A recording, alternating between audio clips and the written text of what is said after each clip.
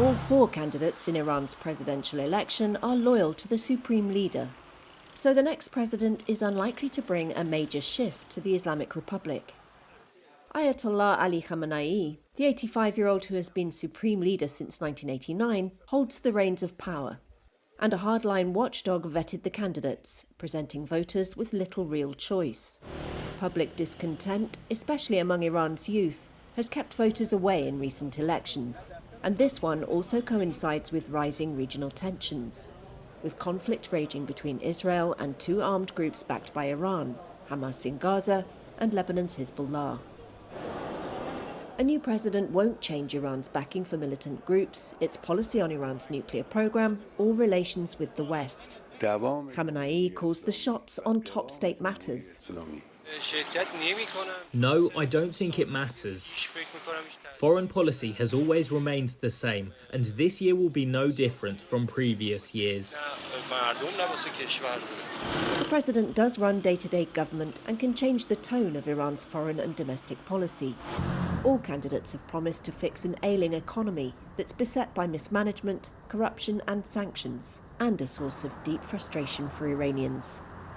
More importantly, the outcome could influence the succession to Khamenei. So, who is standing? The presidency was left empty by the death in May of President Ebrahim Raisi in a helicopter crash. 3 of the candidates are hardliners, and one is a low-profile comparative moderate. Mohammad Bagir Kalibov is one of 2 hardline frontrunners. He's the current Speaker of Parliament and a former Revolutionary Guards commander. Civil rights activists know Kalibov for crushing protests. First as National Police Chief, when he personally beat protesters.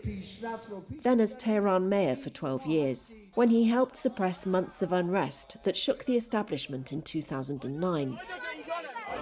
The other frontrunner is Saeed Jalili. He's best known abroad as a former chief nuclear negotiator for 5 years from 2007.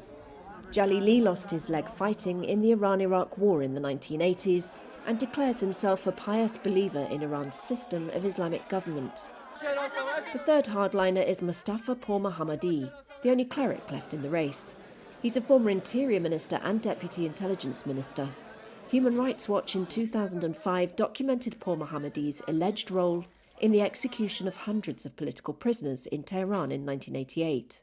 Allegations he has never publicly addressed. Masoud Pezeshkian is the only relative moderate among the 4, backed by the pro-reform camp. Just as we can talk to each other, we can also learn to talk to our neighbours and the rest of the world.